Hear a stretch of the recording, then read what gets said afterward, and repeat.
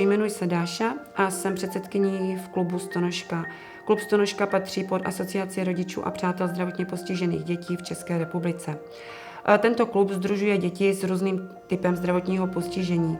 V současné době nabízíme těmto dětem volnočasové aktivity, které jsou 7 dnů v týdnu. 2 dny z toho jsou odpolední činnost a 3 dny máme denní centrum pro tyto děti.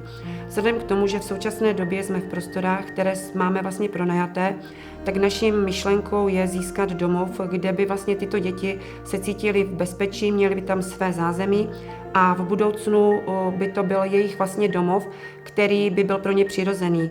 Splňoval by vlastně pro ně všechny jejich potřeby, které vlastně mají, a zároveň si myslím, že by bylo velmi důležité tento domov mít protože by byl takovou vlastně i odlehčenou službou pro jejich sourozence, které vlastně myšlenka o tom, co bude, provází, myslím si, že od doby, kdy začali to vnímat, že jejich sourozenec je jiný než děti, nebo sourozenci, které běžně prostě mají jejich vrstevníci nebo kamarádi.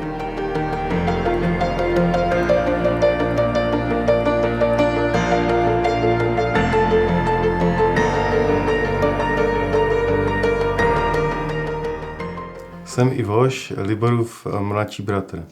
Uvědomuji si, že jednou, až tady naši rodiče nebudou, tak já budu ta osoba, která bude pro mého bratra Libora ta nejbližší. Nikdy jsem ho nechtěl vytrhnout z jeho přirozeného prostředí, ve kterém je zvyklý, má to tam rád, a proto jsem neuvažoval nikdy o tom, že bych ho dal do nějakého domova, případně ústavu. Myslím si, že oba potřebujeme zároveň i svůj vlastní prostor, a proto oceňuji projekt Stonožka hledá nový domov.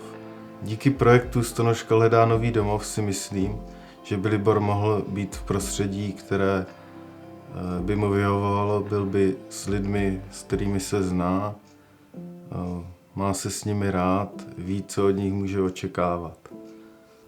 I pro mě by to bylo komfortní, protože bych věděl, že Liborovi nic nechybí, i pokud třeba já zrovna nejsem na blízku.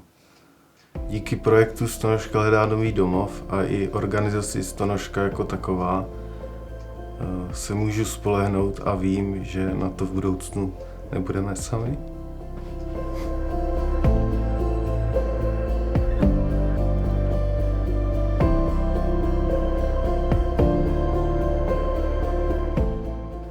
My jsme manželé Slezákovi, Draha a Libor. Náš syn Marek byl od narození postižené dítě s řadou zdravotních komplikací. V naší rodině žije od 18 měsíců svého věku. Myslím si, že šťastně. Po nástupu do 1. třídy jsme oba věděli, že nebude moci navštěvovat žádné zájmové kroužky, protože nebyl tím správným partnerem pro zdravé vrstevníky. A za druhé, česká společnost vlastně nebyla před 20 lety ještě připravena, aby se věnovala takovýmto dětem. A proto jsme s maminkou Markova spolužáka v roce 2004 založili klub pro zdravotně postižené děti a jejich rodiny. Později dostal jméno Stonožka. Stonožce se daří dobře, řekla bych, že s léty čím dál lépe. Marek je tam velice spokojený. A Marek dospěl, my jsme úspěšně se stárli a proto nastal čas, aby se podařilo najít pro něj nějaké samostatné bydlení. A proto, když jsem v klubu uslyšela o připravovaném projektu Hledáme nový domov pro Stonožku, moje srdce zajásalo, já jsem se zaradovala a můj manžel asi se mnou, protože máme naději, když se to povede, že Marek a jeho kamarádi dostanou nový domov, místo k životu bez rodičů.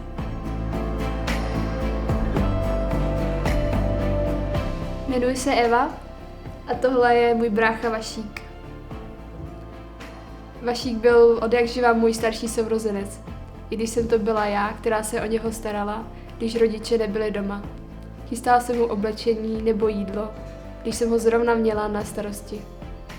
Jako malá jsem tomu moc nerozuměla, až když jsem se sama sebe ptala, proč mají všichni mý kamarádi normálního sourozence který se o ně postará, který tu pro ně vždy bude.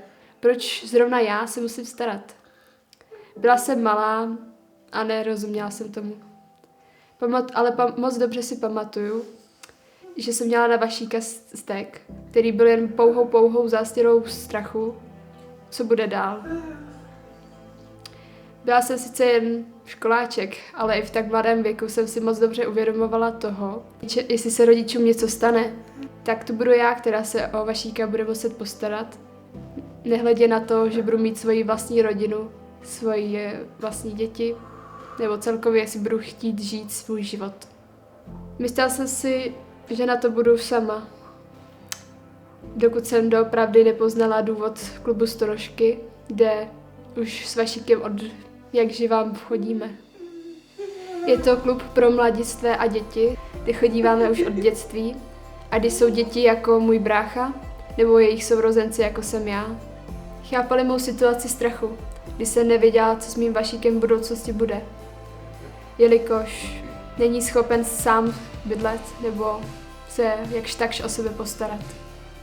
Proto jsme vymysleli před pár měsíci projekt Stonožka hledá nový domov, kde chceme najít ideální prostory pro klub Stonožka s ideálními podmínkami pro naše děti, pro naše dospělé, kteří kvůli své nemoci se neumíjí sami o sebe postarat. Prosíme, pomozte našim dětem.